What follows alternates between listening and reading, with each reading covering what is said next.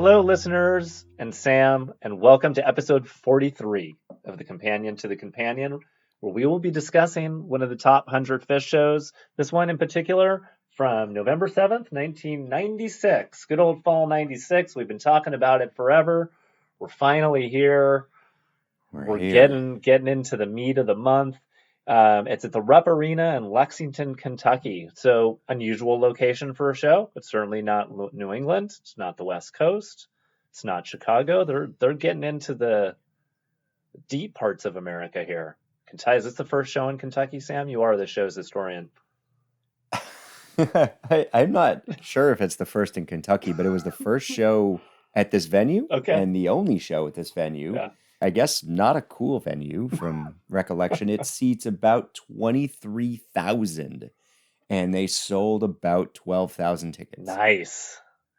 Fall 96, being someone who saw some shows on this tour, Yeah. this was the last tour you would go see half-empty Phish shows. Right. This was it. Yeah. I mean, we discussed briefly in episode 42 about getting a Phish ticket now is impossible, it seems, unless you want to pay hundreds of dollars. This show, you could probably walk up and grab a Miracle for free, or like walk to the door and they just say, yeah, come on in, man. Right. And it was not a big deal show. It was in Kentucky, which was not their stomping grounds per se. Mhm. And Fall 96 had a lot of these shows. I think they were trying to broaden where they were going and the fans they were trying to reach. And I think, especially the first set of this show, they were hitting home runs with tightness, cleanliness, and not really taking too many risks. I thought, great, A+, super tight radio Phish, all set one. Right. I don't know. Do you want to talk about set one? Well, I think this is the position that we're in. We've done a few 96 shows now, and I feel like we're starting to tread on repeating ourselves because they are kind of in a holding pattern in terms of how they're playing. So, yeah, there's only so many times we can say, yeah, it was perfectly played. I have no complaints at all about basically everything played in the first set. Like every single performance in the first set is great. Super. Yeah. Super deluxe. And, trying to think if there's any super standouts.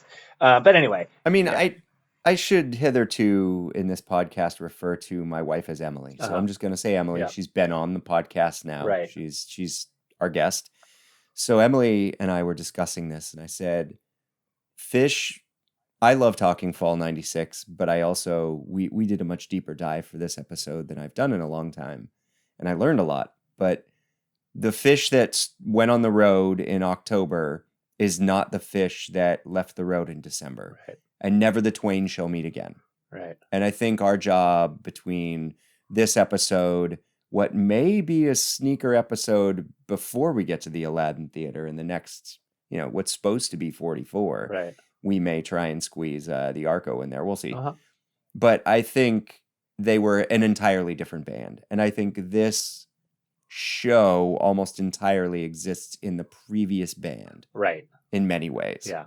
And I mean, I have a lot to say once we get to set 2. Uh-huh. I have a lot to say. I think we'll go on and on about mini drum kits and second percussion all day. Uh-huh. But broadly, great first set. It was the only way, Tila and Bike of the whole fall tour. So the way and the Tila were kind of rarities. Yeah. I mean, what do you think made this show squeak onto the list? Yeah, because I think it's gone. It does not deserve to be on the list.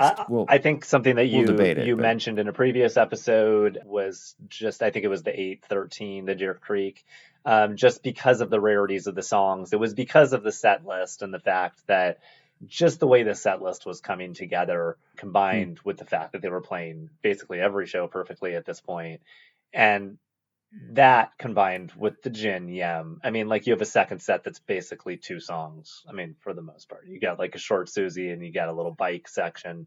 And then you've just got 2 monster jams, which is unique for any era of Phish. So that in itself could get it on the list. Yeah, I am really on the line in terms of whether this belongs to be here. I feel like I just listened to a lot of Fall 96. I still need to listen to more in order to make this final judgment. But I hear where you're coming from. Yeah, the whole back half of this episode will be us discussing other Fall 96 potential replacements and stuff. Right. So we'll get there. But all I have to say about set 1, there's very little info about the show, about where it was, about, Mhm. it doesn't excite me. The Rupp Arena does not, I don't think it blew up anyone's skirts. Yeah. But this first set You was don't think this show fantastic. erupted the venue? You don't think that happened? I think this first set was fantastic. Solid type 1 everything. Really well done. This is the end of the old style freeze too, and that was fun to hear. Really good, similar to a 95, 96 summer version, but still really good.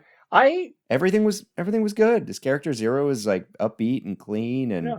consummate set closer, like kind of working its way into, you just look at the list, you're like, great. This is great. Yeah, there's a couple things that I do want to talk about. You're a Rift fan. This was a great Rift. Yeah. The Gula Papyrus gets a headphones or a little highlight in the Phish net. Not Phish Yeah, not a Companion. headphones. We're dealing with Phish Companion here, but I just want to note that Yeah. it's supposed to have a little extra mustard, which I do think it does. But my nitpick here is that because they're experimenting and trying to make it a little bit more intense than usual, the Ass Festival falls apart a little bit, and I feel like an Ass Festival has to be it's tight. It has to be perfectly tight. So I don't know that it's deserving, but I guess sometimes they put it there just because it's on the jam chart because something unique happened. But just wanted to. Can I digress and say that if anyone's flipping through podcasts and they just get the line, the Ass Festival has to be specifically tight, I'm just putting it out there. But yes, I firmly agree on the tightness of the Ass Festival. Yeah, it's got to be.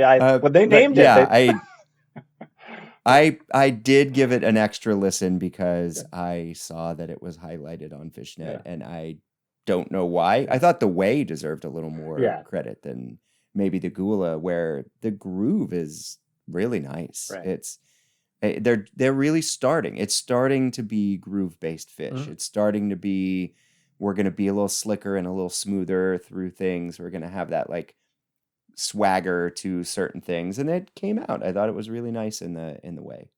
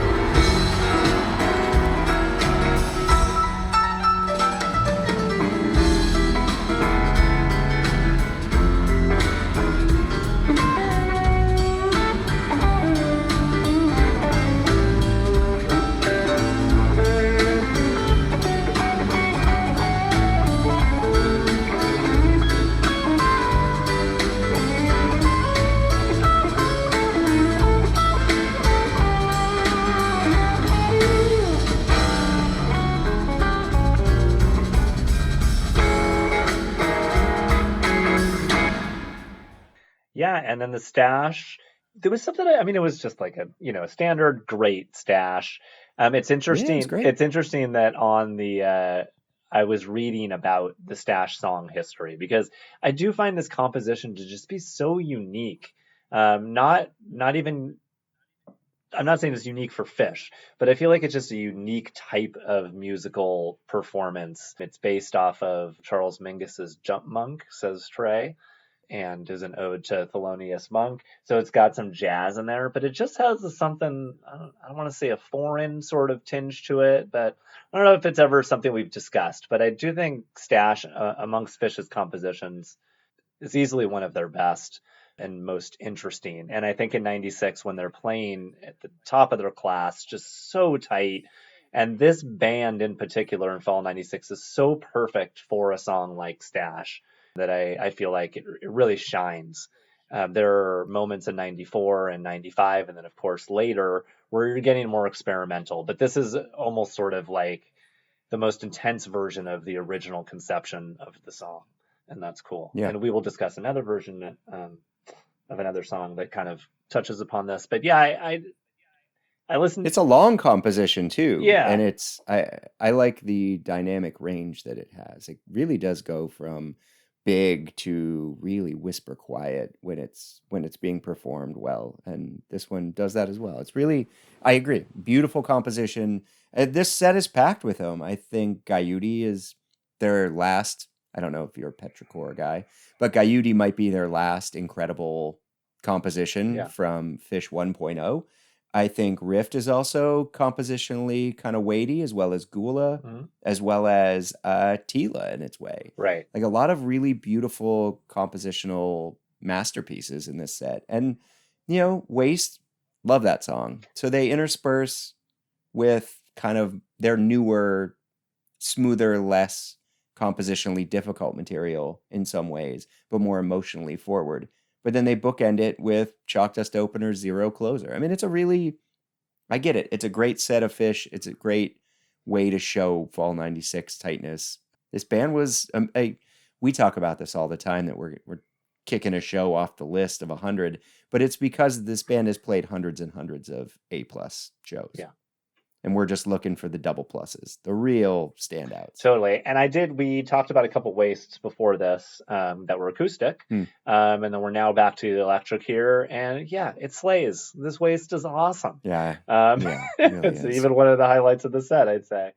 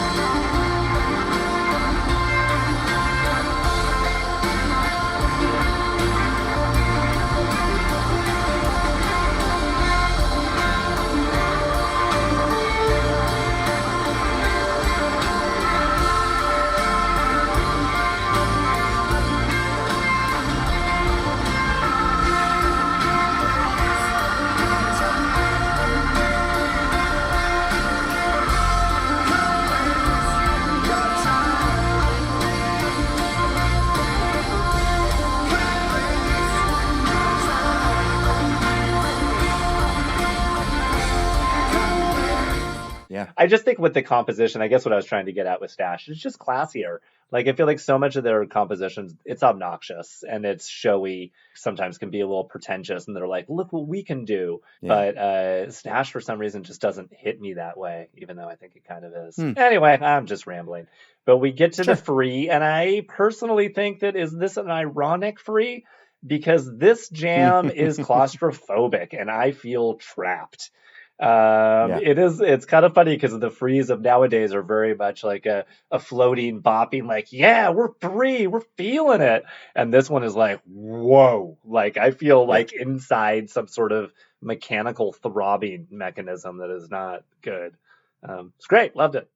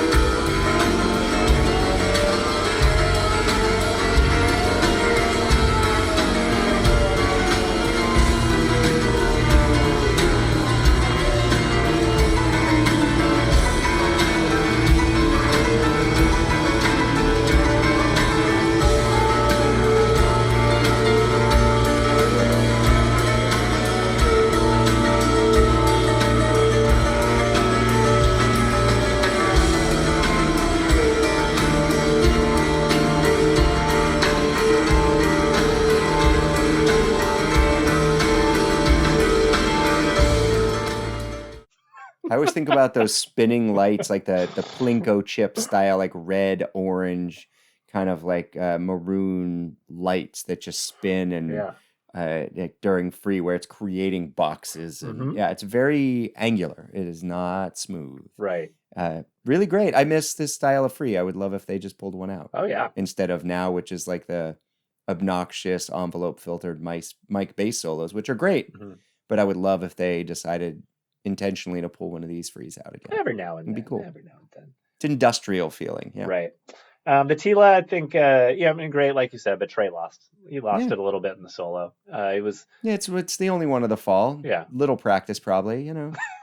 I don't know. It's all right. and then the Character Zero, yeah, just good, clean fun. Okay, so set one down. Yeah. Yeah. Set one down.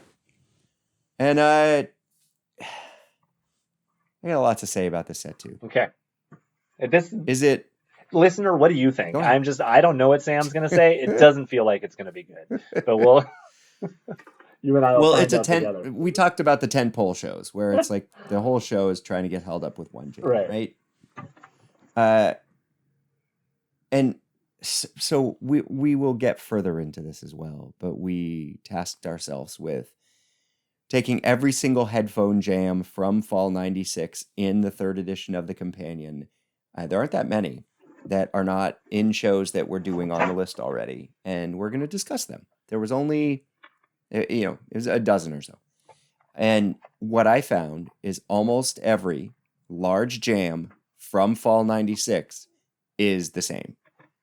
Mm-hmm. They are so similar. And this Bathtub Gin is just a Fall 96 jam. Correct. Now, does it contain some cool parts? Yeah.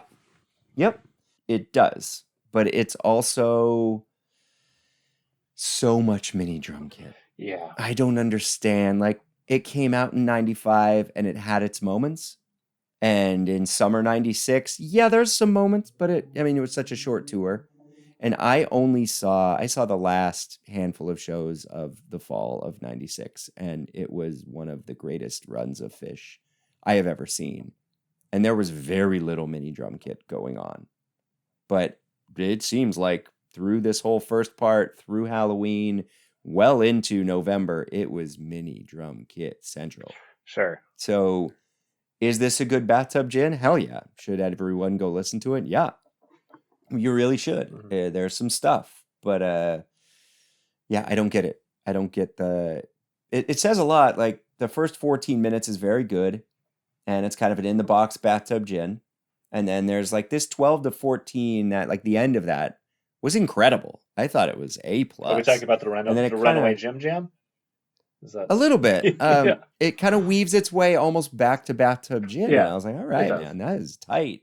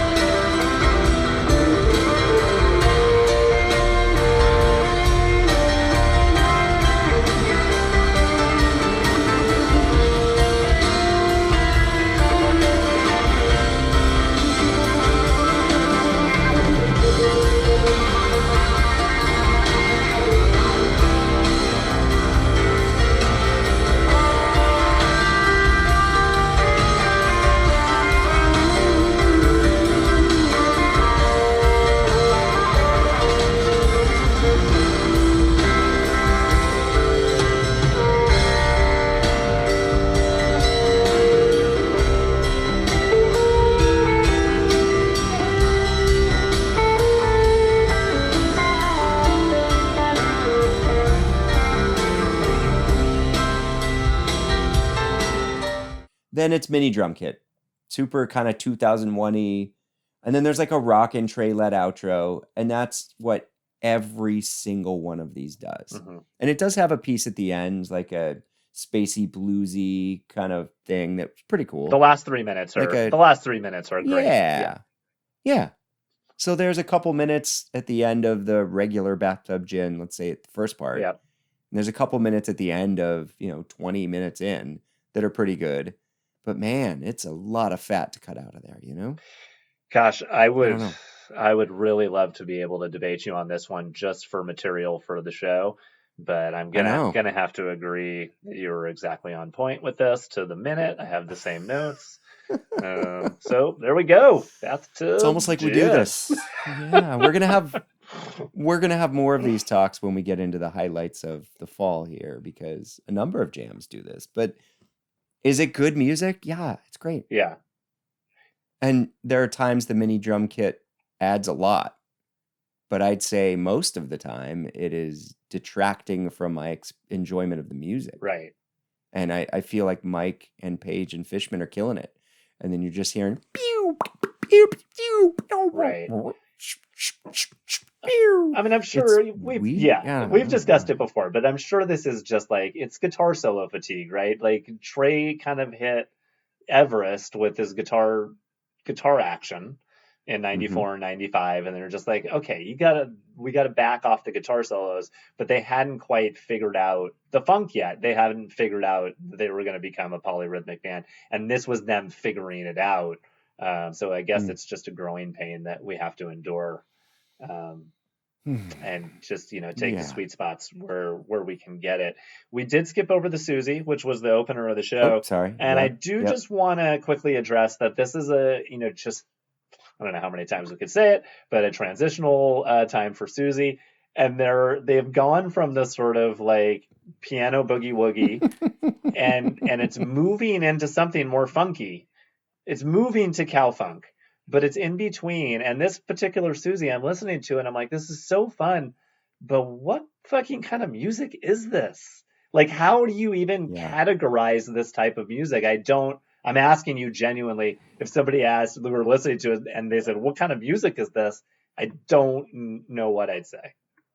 Yeah, it is a cross, but like it has some of that. I call it, we had a song in one of my bands where I called it Saturday Night Live themey, where it's like, it's got like it's usually piano led. It's got a little class to it. It's a little shiny. It's like, hey, we are downtown right now, everybody, but very square and white still. Hey, you guys ready to laugh? We're going to have a great time. It's Saturday. It's got a little bit of that kind of vibe to it. It's not dirty. No. But it's trying to be like clean and funky.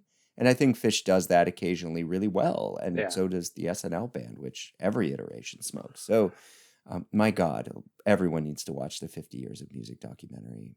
It is like the SNL 50 Years that Questlove did. It is just the opening sequence is one of the coolest things I've ever seen in my entire life. Oh, cool. They weave together. Oh my God. Just the first 5 minutes, everyone I've shown it to is just going, oh my God, that is I heard it took years for them to put it together. Wow. So I don't want to spoil it. Just watch it. It is everything. But this has some of that kind of classiness. And I mean, I wrote, okay, mini drum kit, here I come. Right. Those were my notes because there's more mini drum kit in the Susie. Yeah, it's all over the place. And it's just kind of funny because I think it's like, it's not quite rhythm and blues, but it's like kind of like methed out. Like, I don't know. It's weird. It's just so hyper. It is weird. It is hyperkinetic speed rhythm and blues or something. I'm gonna land on a description for this type of jam that they have in Susie, but it's something weird. Because I guess my brain always likes to compare music. I don't know if that's the best habit. Sure. But I'm always like, well, what is this like? And then sometimes I get to that point where I'm like, I can't think of anything that this is like. That's usually a good thing. Yeah, maybe. Okay. We're moving on to the...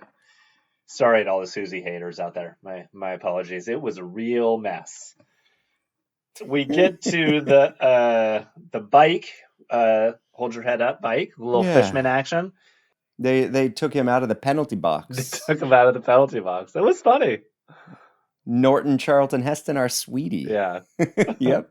I always love the Fishman digressions, and I think especially when they became more rare. Mm-hmm. And we got to see some funny ones. 98 with the sexual healing. I saw. God, it must have been 95. Aerosmith's Crying. I saw some pretty funny Fishman things, and he's great. I like his voice. I like his attitude. I like the shift. It takes up 10 minutes. Right. It's kind of like, we'll get into it later. It's like Scent of a Mule, where it's just a divergence from Phish. Sure. And it creates this whole nother, like, whoa, it's a show. We talked about this last episode where they are a band who is up there for hours. And they are trying to create a show, and they're trying to keep people interested and hold their attention. And they didn't quite have the fan base they had by 97, 8, where they could literally do anything they wanted. Mm-hmm. Now they could do anything they want. So at this point, they're still trying to win people over and keep them, they just went through a 20-minute bathtub gin. So here's some humor and some lightness and some jokes. It was funny. Yeah, it was legit funny. I did laugh out loud like a few times. It was really good. And like as far as Fishman performances get, this is a great one. You can't do much better. So it was excellent. And then we land in our big You Enjoy Myself closer. 28 minutes.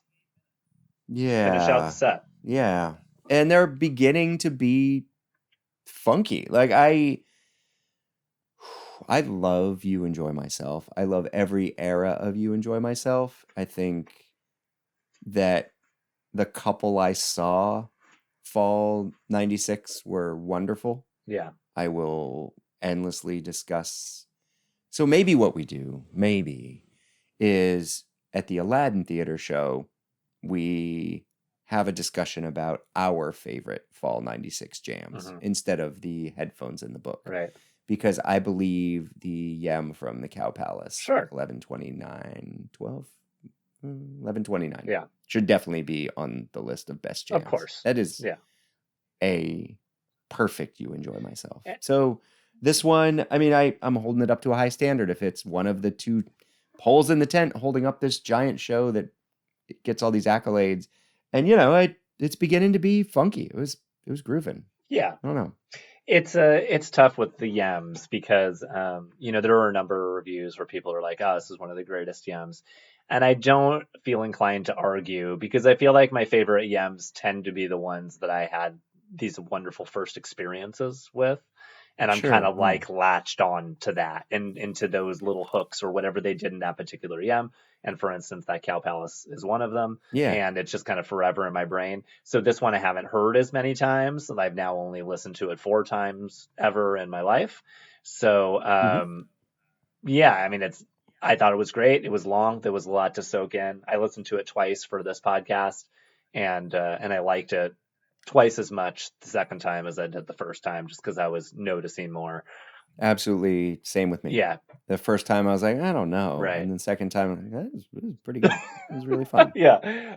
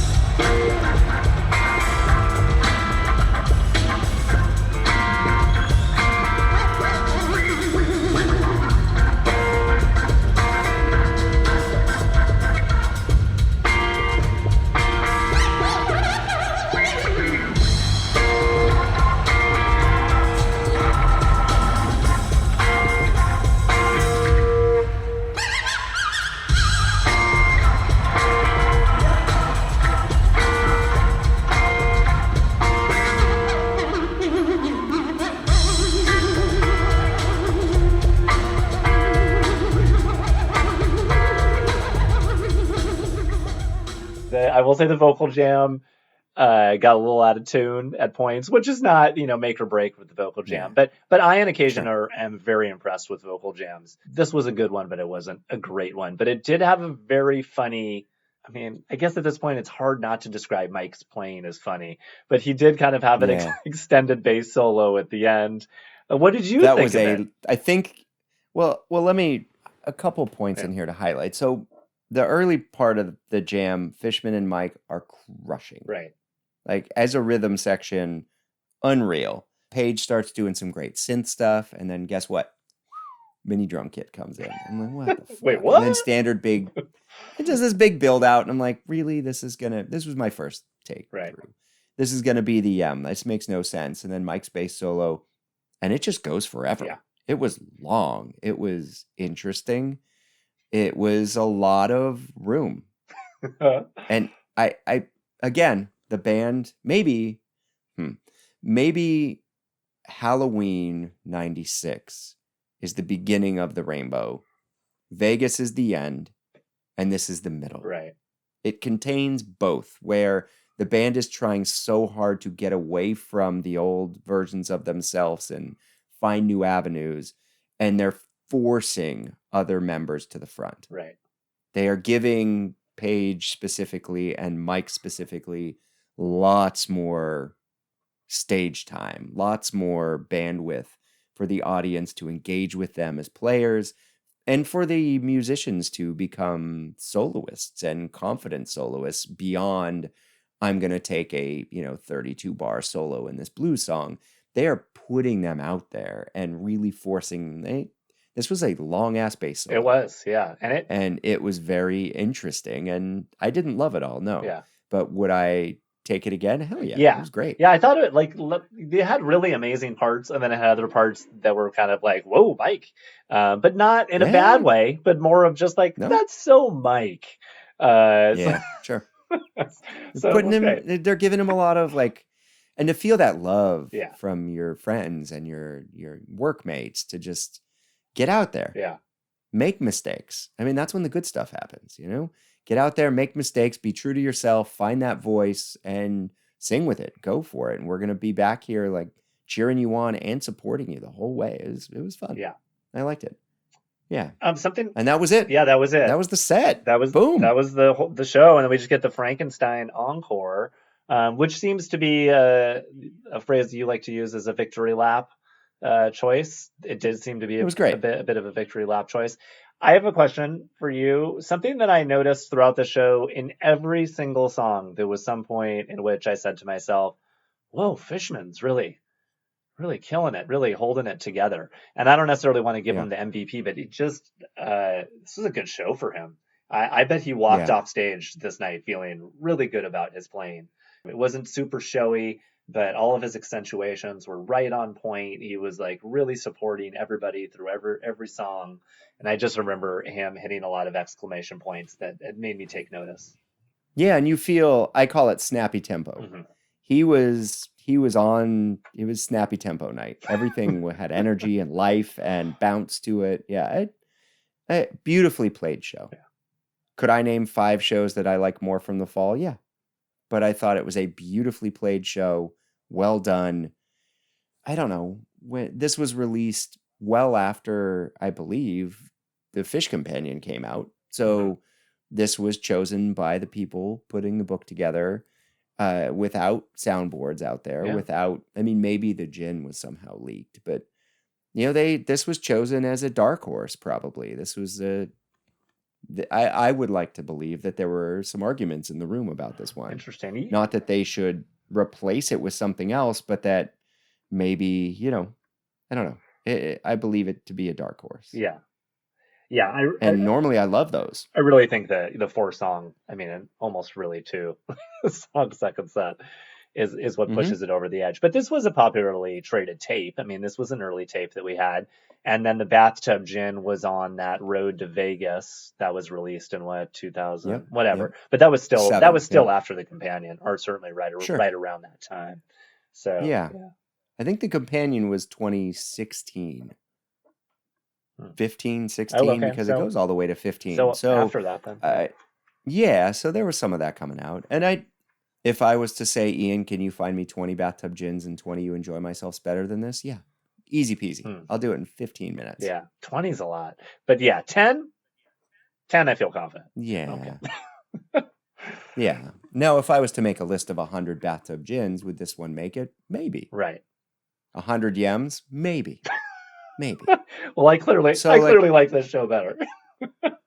I'm just saying, like, that. Yes, maybe those would be on the list, but I Right. don't know that two very good versions of songs does a best out of 100 show make. Right. So. Oh, you wanted to mention the bird sounds and You Enjoy Myself. Yes, You Enjoy Myself. The You Enjoy Myself has a really cool part in the middle jam section where Paige is getting silly. Paige is kind of a funny guy. Paige the sandwich man.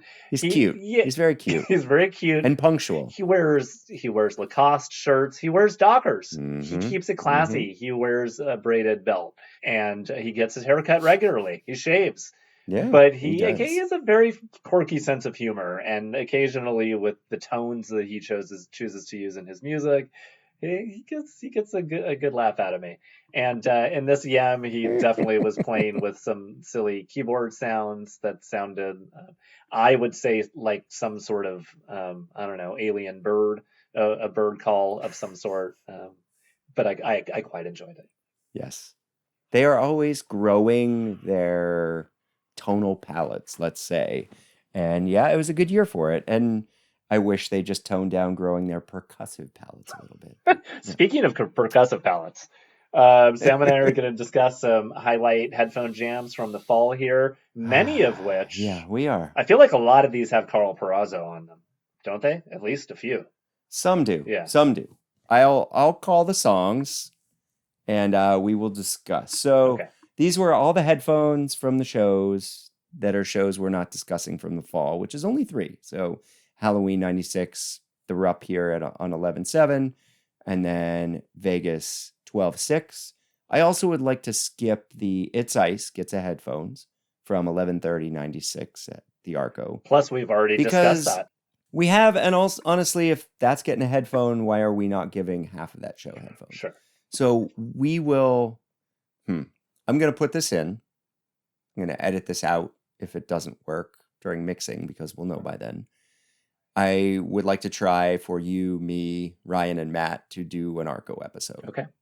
I would like it to be loosey-goosey. I would like it to be messy. I would like it to be anecdotal and very for the 4 of us. Mm-hmm. And I would like it to come next. Check. Before we do the Aladdin. So... if the Arco had not been properly released on Soundboard, I don't know that I would like to do the episode as much, but because it has been in our discussion tonight, I'd like to skip the It's Ice, because we are going to laud over every little note of that show, hopefully in our next episode. Okay. And if not, no one's ever going to hear what I just said. So that works out. Check. So we're going to start with the first headphone in the book from October. It is 1026, The Simple. This can be found on Live Bait Volume 8. Or are we not doing the 1018 maze? Did I miss the 1018 maze? Well, it's before 1026.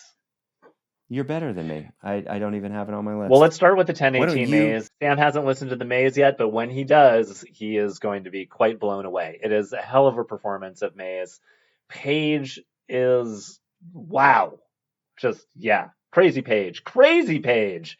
And then Trey builds to a really amazing jam. We do listen to another maze on 11/8 that we'll talk about in a few minutes, and this one on 10. Yes, I loved that one. Oh, the 1018 is way better.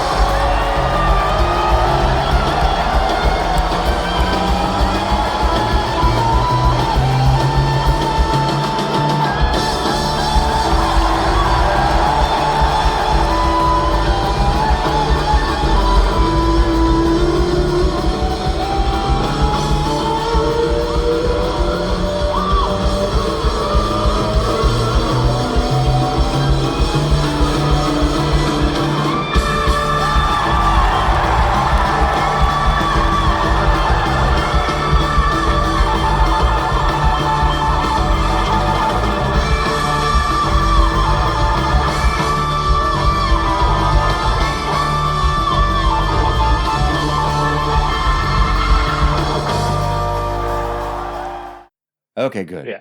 Good. I thought 11/8 was awesome. So Yeah. 10/18, I will get on it, Yeah. and I feel like a dummy. At least that was my take on the one listen each. So yeah, I thought it started off hot. Then we get to the 1026 simple, as Sam mentioned, which is on live bait.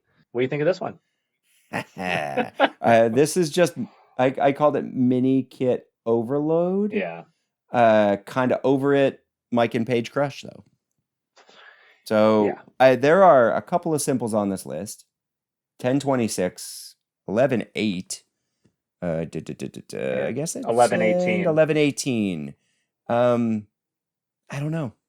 Are they all the same? They are very similar. I wrote mini kit frowny face on 2 of the 3 Right. because I was getting pretty burnt out by the third one. Hmm. Well, What do you I think do have about I do have some 1026? notes. Well, first of all, yeah, the 10/8 was very similar to the 10/26, so not a lot there. But I do think in the 10/18, it has like sort of this melodic soaring jam Hmm. that now is like something you've heard thousands of times. And I think that it's more of a 3.0 type of thing. Like Hmm. it's like a 3.0 type of jam that they play all the time. But I believe this was pretty unique at the time.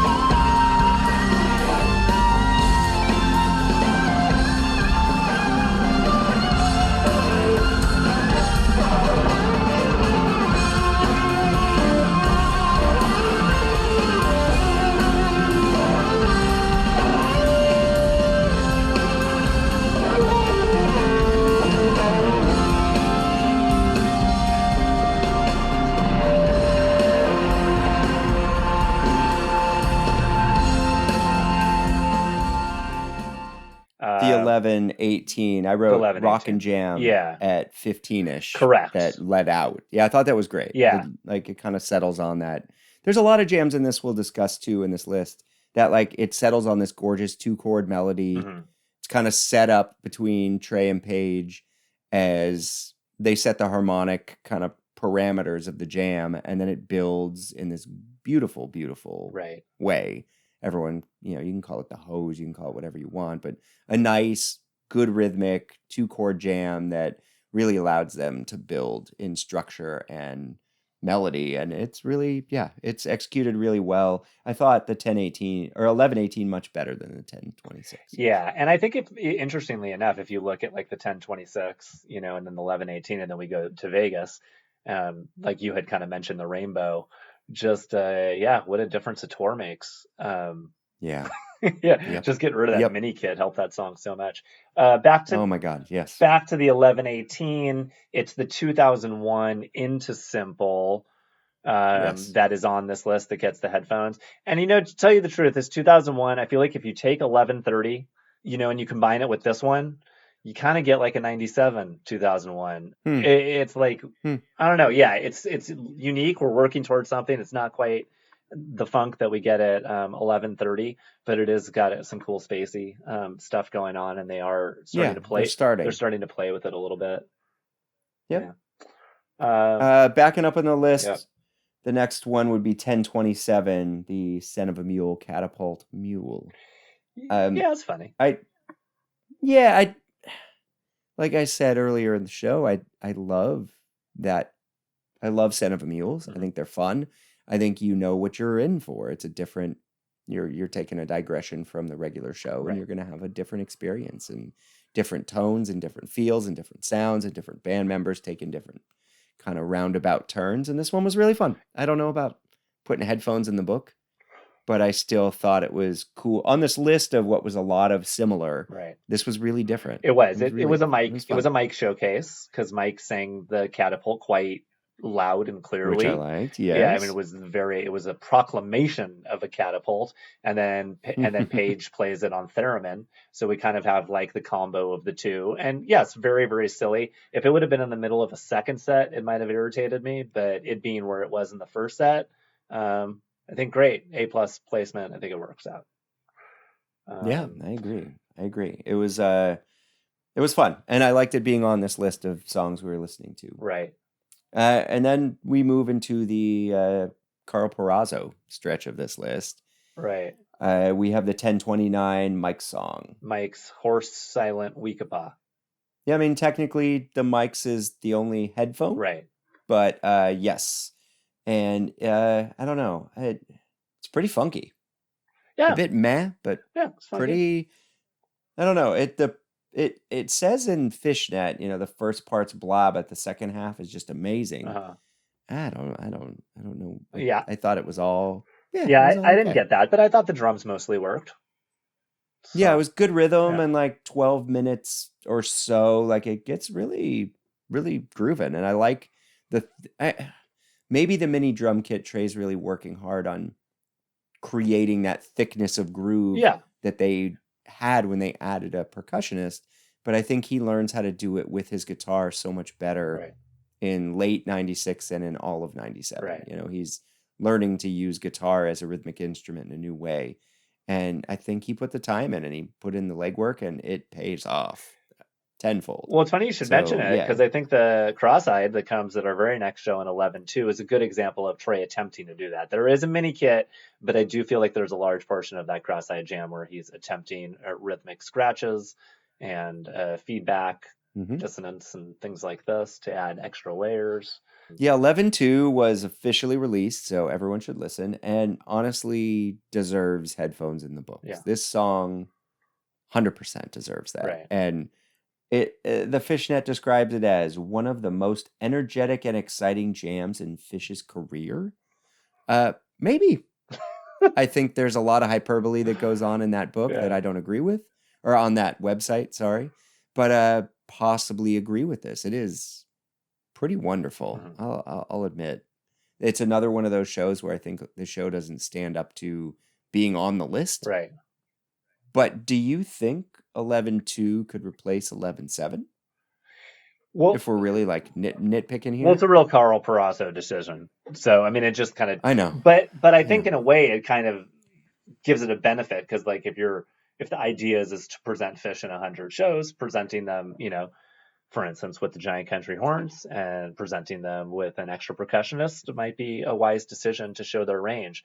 I mean, I'm guessing that 7997 with Bella Fleck and the Flecktones is not going to be on this list. I haven't looked, Yeah, it probably should be though, but I right? mean, God, that that is some show's great. amazing shit.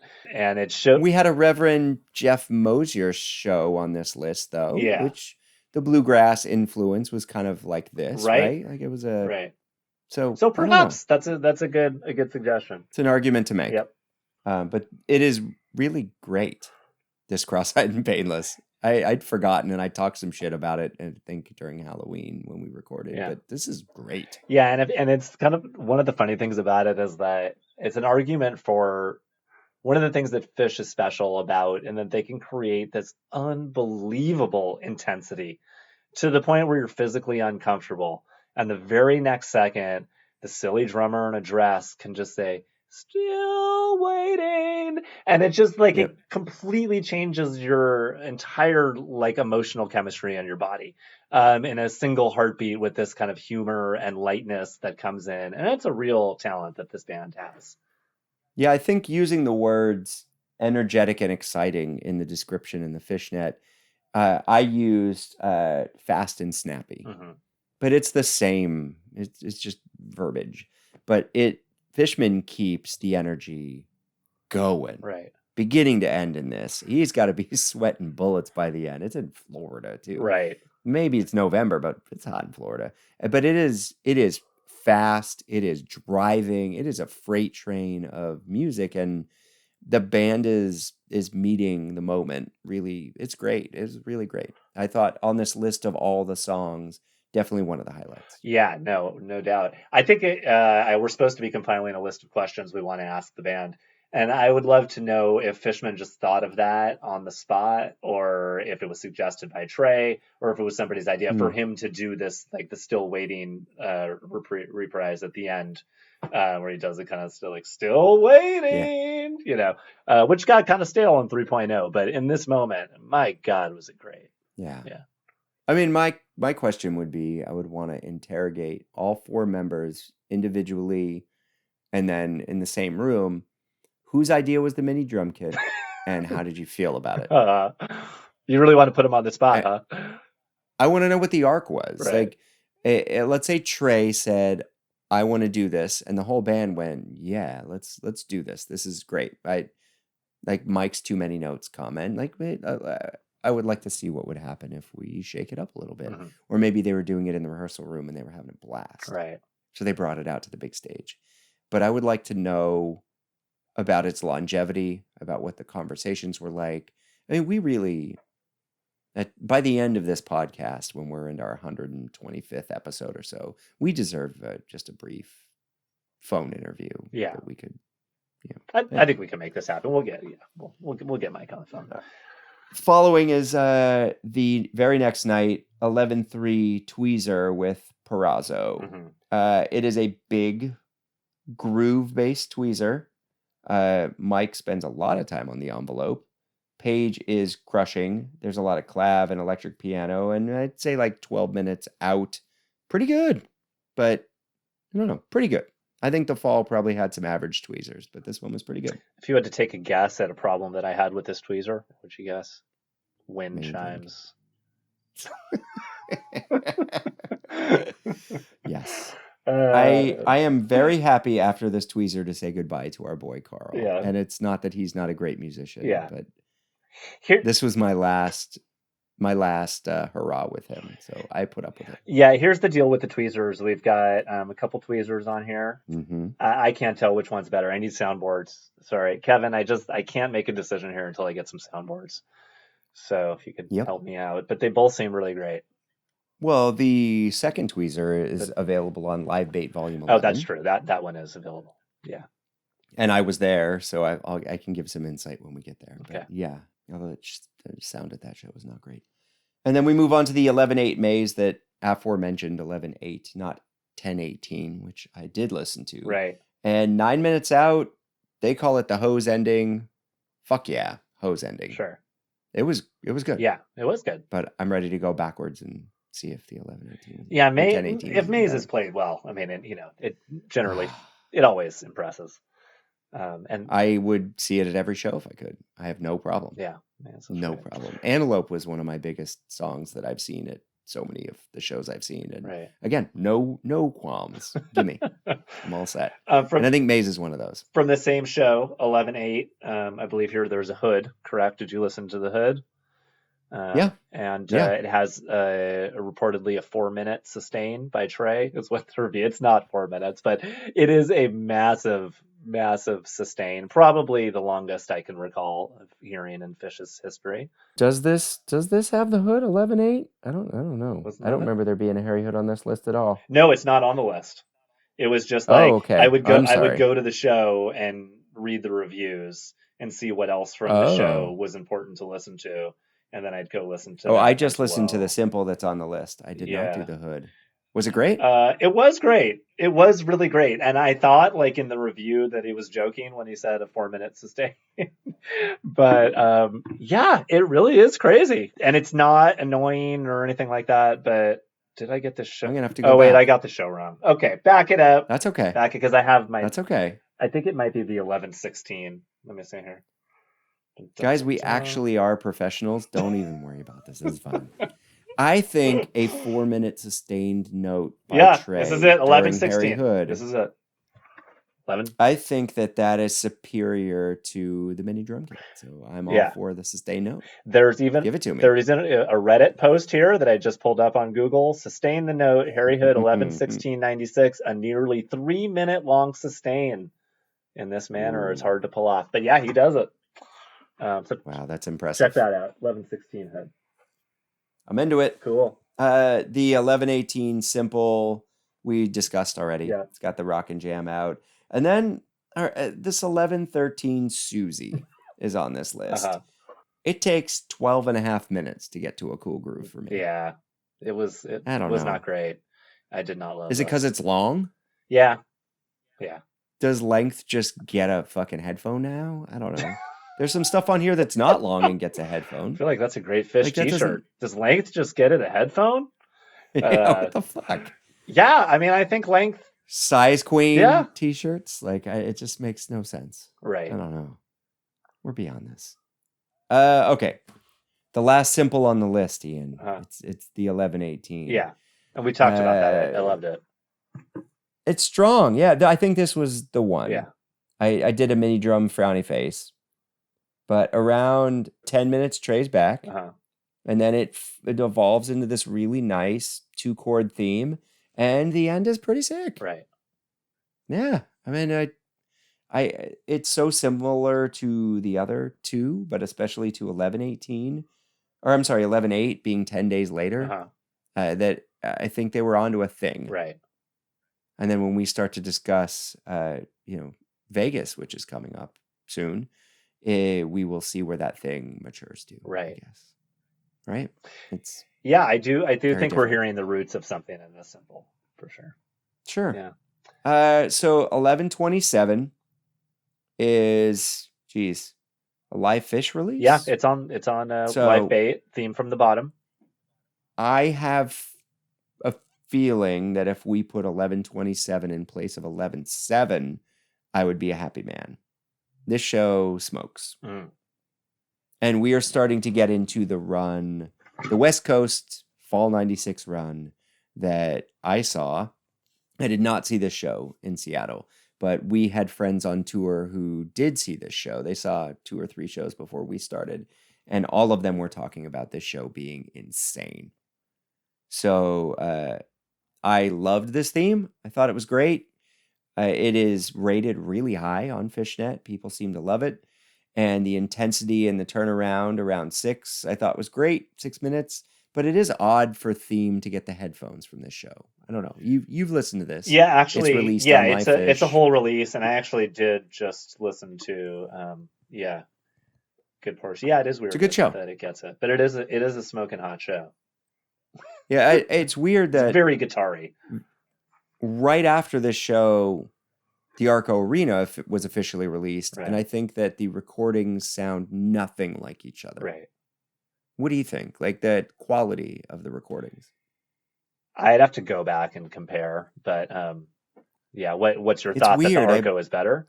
I mean, the Arco is certainly Far superior. it's a much smaller venue, that's for sure. Well, the Arco is just, I think the quality of the actual recording itself is vastly superior to this show on the 27th. And I don't know why. Huh. I think they have to be similar venues, and it's just a weird. Anyway, I think the 27th is a great show. Yeah. Everyone should listen all the way through. There's tons of highlights. It could be on this list, and I'd be fine with it. Okay. Yeah, I'll get back to you Phish. next episode on that. Let me listen to it all the way through, and then we'll see if we can get you out of here. Let's see if we can squeeze you into this list, 1127.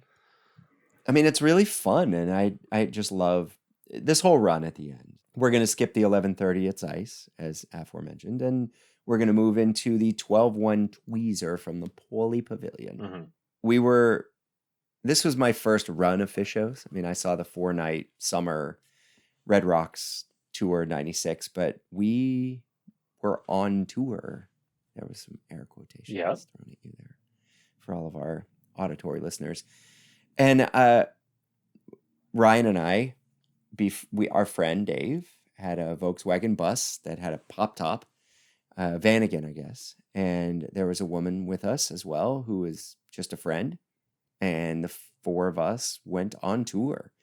We drove to San Francisco and saw the Cow Palace. We went up to the Arco and saw that show. We turned around and drove down, and we saw the Pauley Pavilion. Ryan ended up hitching a ride, I believe, with friends to go see the America West. America West. Yeah, 12-2. I missed that show.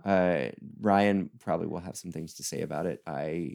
In looking back, I didn't miss too much, but then we saw San Diego Sports Arena that's coming up with Mike's song next, and then we all went to Vegas. And that run of Phish was, in my opinion, still possibly the greatest run of Phish I ever saw. And I was there for a lot of things. This was a special week in my life and in Phish's music. And the Pauley Pavilion was cool, man. I mean, I remember pulling in the parking lot. For some reason, I remember listening to Herbie Hancock, but like early Herbie Hancock in the van that day. I don't remember. And we weren't sleeping a lot, and it was very gross tour rat. I don't know. I was a youngster. And I was 19, I think. And the Pauley Pavilion did not have good sound. It was not a great venue. A lot of these venues were not great venues. The Aladdin Theater kicked fucking ass. Yeah. The rest of these, meh. I remember it being echoey and boomy, and the band, it was weird. It was very strange. But all of us thought Frank Zappa. Right. Because it's the Pauley Pavilion. And coming out and doing Peaches was really awesome. Right. There were some real highlights at this show. And this Tweezer was absolutely one of the big highlights. Right. And listening back and having it, I remember when it came out on Live Bait, I was very excited. And it's good. It's slow. Yeah. Which is surprising. It's kind of slow and has this big grooving kind of blah. It was the beginning of groove-based Phish. Right. I mean, so much at the Cow Palace and the Arco was funk that we were pumped up. Everyone wanted to dance. It was really, Phish was exciting in that way. And it was great. And, another frowny face mini kit. But then the Rock God outro. Yeah, it's got the best thing. It's got a very strong finish, this Tweezer.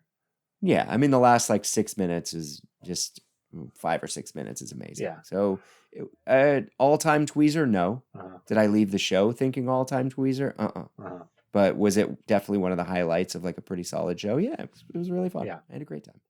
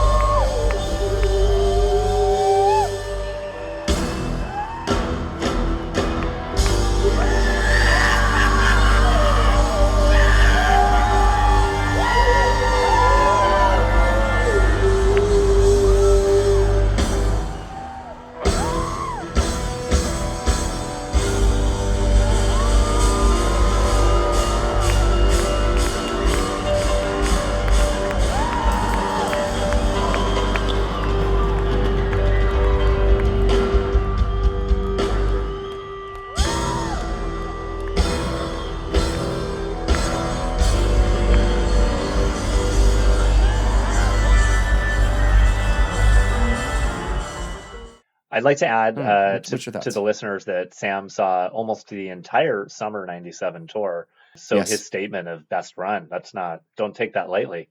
No, He may be this was rescinding the it next sickness, year. man. This was really the shit. Like being 19 and that impressionable, but Yeah. and we were just sleeping like on the ground of this little van again, or were we up top? I don't remember. It is. I don't know if I cuddled Ryan, but I'm sure at some point we woke up in that, snuggly position. In his red hooded It was just Marlboro fun. sweatshirt. It was,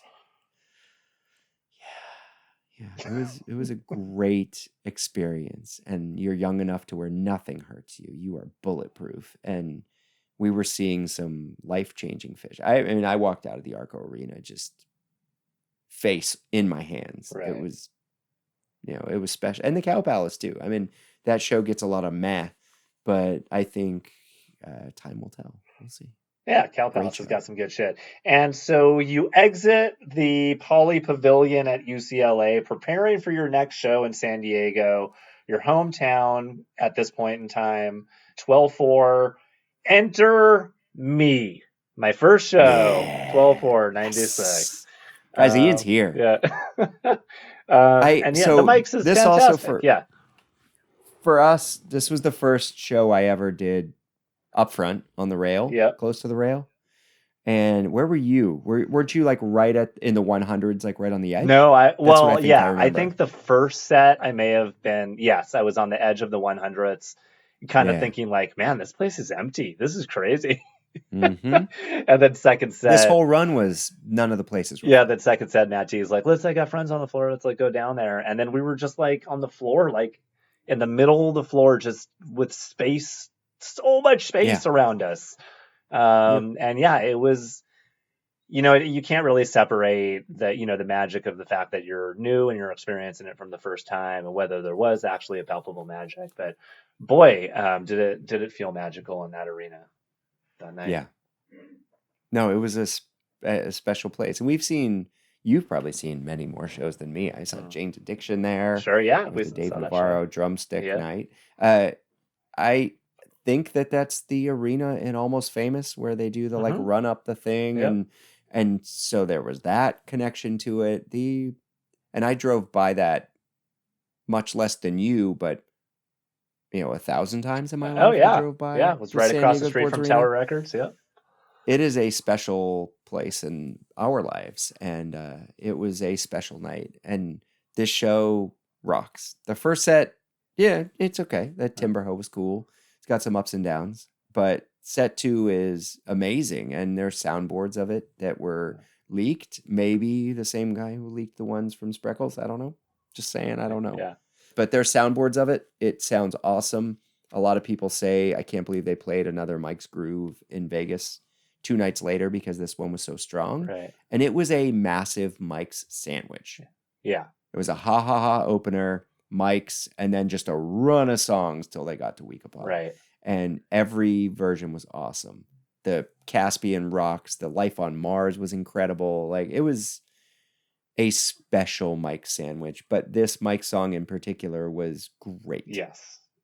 I loved it. I thought the groove attitude right at the top of the jam, like 3+ minutes in, like it was funk and just raw power. Yeah. It combined in a way this was the Phish that I'd been seeing. And I was so excited to like have the world, because I knew you were there, but I knew so many people that hadn't seen the handful of shows before. And when we rolled into town, I was pumped. I mean, we waited all day to get up front. We were so excited. Right.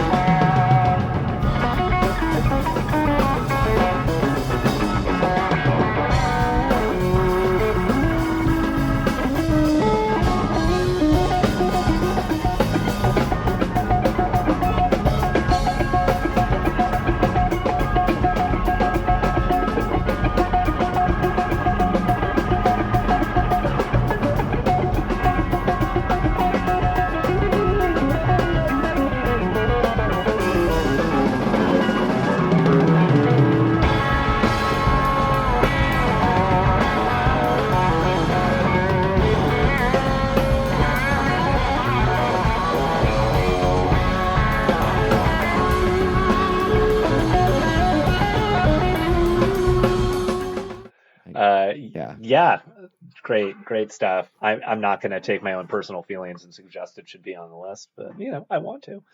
I And mean, how is this show any lower than no, it's 11/7? not. And It I really mean, isn't. beyond Yeah, you being there and it being so special for you, like yeah. musically, what are you going to go back and listen to if you could pick a second set? Oh, for this one you're saying, or instead of this? This one or 11/7? Oh, Like, yeah. if you're just given the choice of the two, Of a second set, I'm listening to this one every day of the yeah, week. Um, every day of the yeah, week, because I even love the like, Caspian and Life on Mars, and then everything. the Rebo's great, and then the Lawn The Boy. Life Boy is even Yeah, awesome. and The yeah, Lawn Boy, how sorry. many odes to the caterers have you seen? Because that's what Yeah. happened in Lawn Boy, Yes. which was I was like, It's whoa, they're like playing beautiful. a love song to the caterers. This is crazy. The Reba from this show Yeah, smokes. yeah, Like it was great. yeah, It was a great show, and like I said, it was I like that it was your first show and the only show I saw from the rail. yeah. So we both had a different. It was weird up there. It was very, very, very different. Yeah.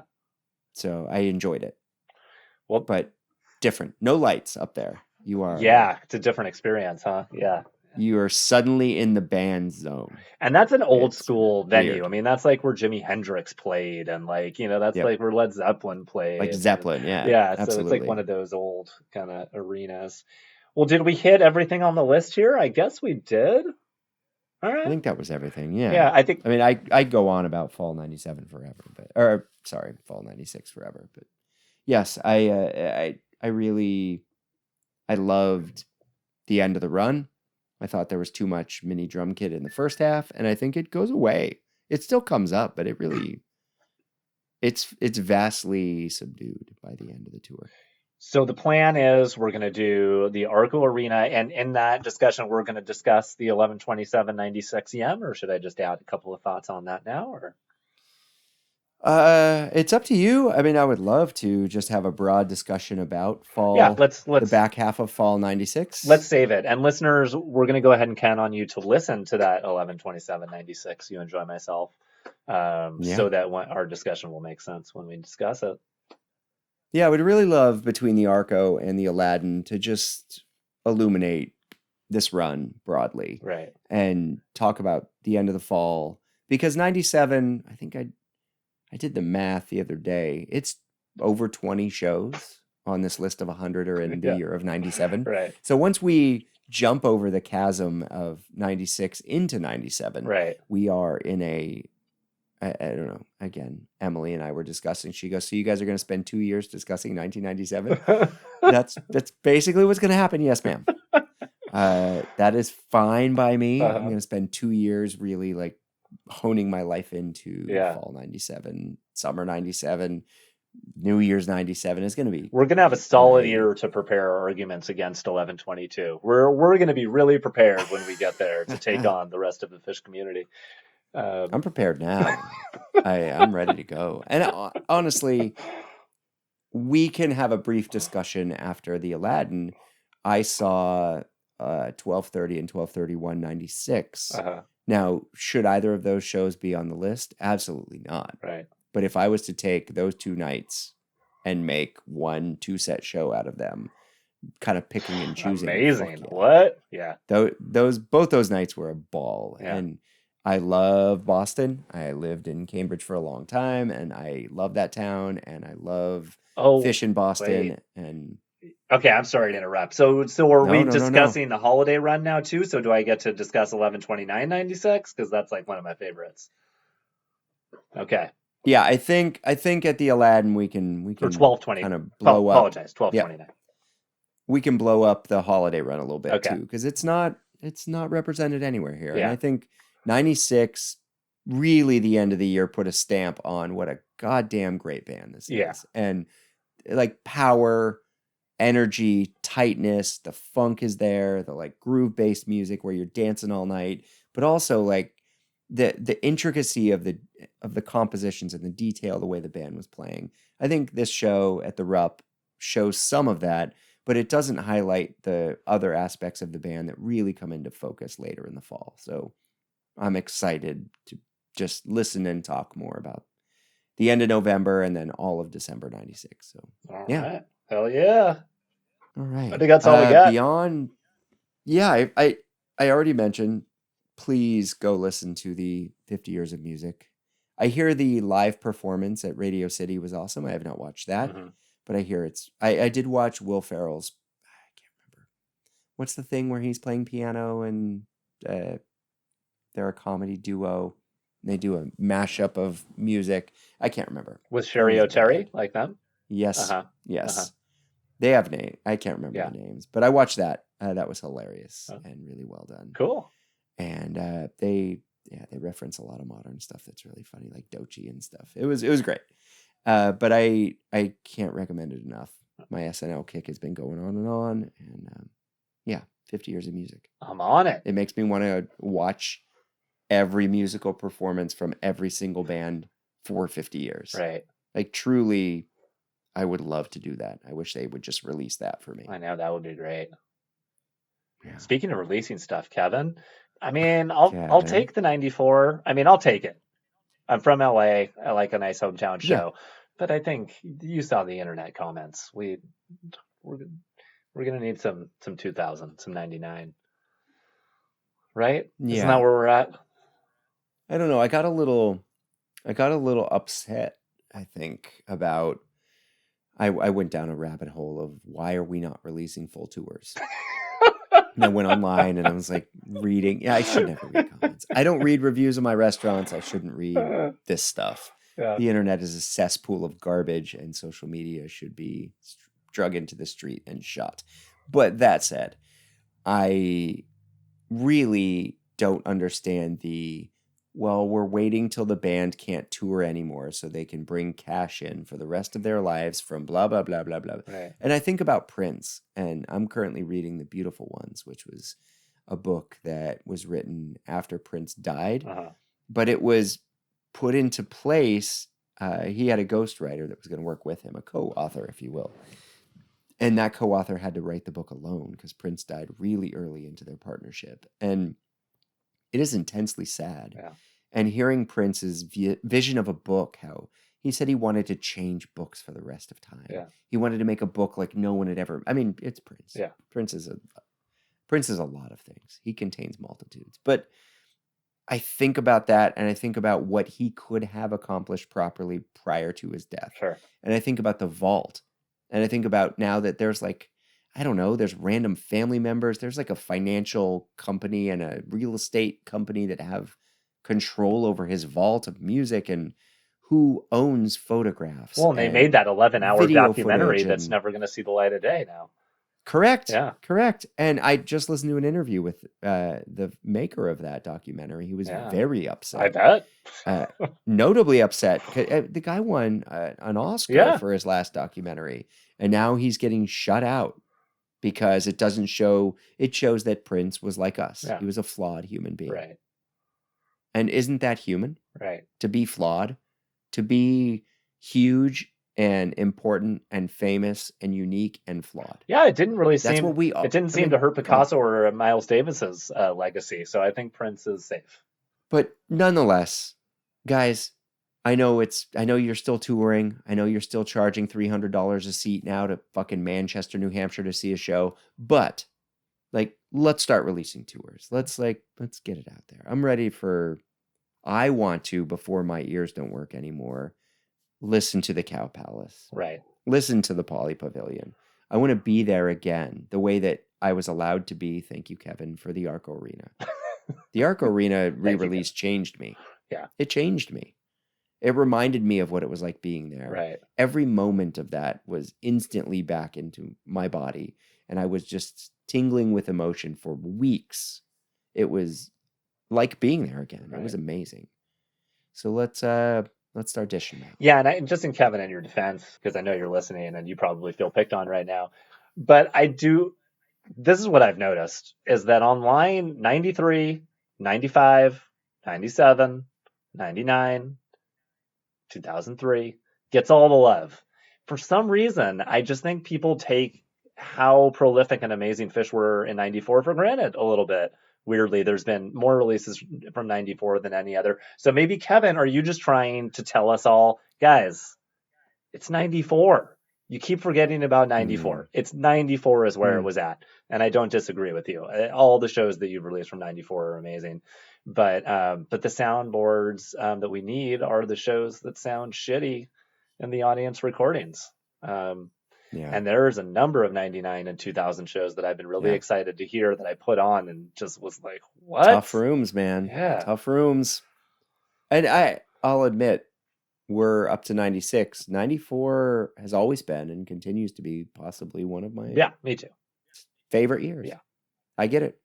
And I've been sleeping on that release. I saw it. I was excited. I've been waiting. And I will get there. And I agree with what you said, both public and private, to me about it. So I'm ready. But I also... makes me think I said something really bad in private. Oh, God, no. Nothing but good. But I want an entire tour. I want to be able to crack my knuckles and spend months on this. And I mean, we subscribe to the Live Phish app. It's expensive. And we're not, I guess a lot of what I read is people saying, fuck this, I'm just going to cancel my subscription. Yeah. But I don't want to do that. I love listening to this band. And I love being able to cross-reference all these live dates and all this stuff. Yeah. And they throw us a lot of bones. I'm not trying to complain. I'm just saying, full tours, man. Just one. Give me one full tour. You might as well test balloon the thing and see how it goes. Test balloon. And what I'm saying, I like this. Fall 96 would be nice. Would indeed. Or you know what? I'm going to just go ahead and say next tour, I would be down for a winter Europe tour. I would be into a summer Europe 97 tour. Ooh, summer 97. Give me a 91. Give me a full 91. I'll take anything. All right, guys. I will take. Let's bring it in for a hug. Everybody, let's hug it out. Okay. All right, well, let's wrap it up, Sam. I got to head inside for bedtime. Put the kids down. All right, everyone. It was a pleasure. Can't wait to discuss the epic, not on the list yet, but soon to be implemented 11/30/96 next time. Yeah, in worst case, we go to the Aladdin and we just give 11/30/96 a lot of love. Just the two of us, so we'll see. Okay. All right, Sam. It was great. Talk to you soon. Yeah, you too. All right. Bye, everybody.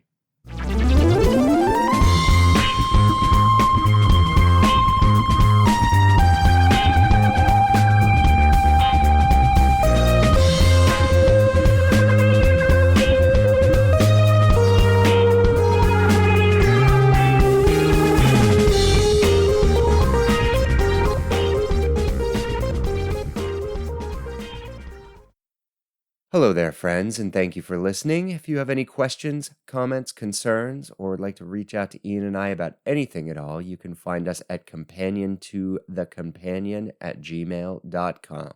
I was just getting started.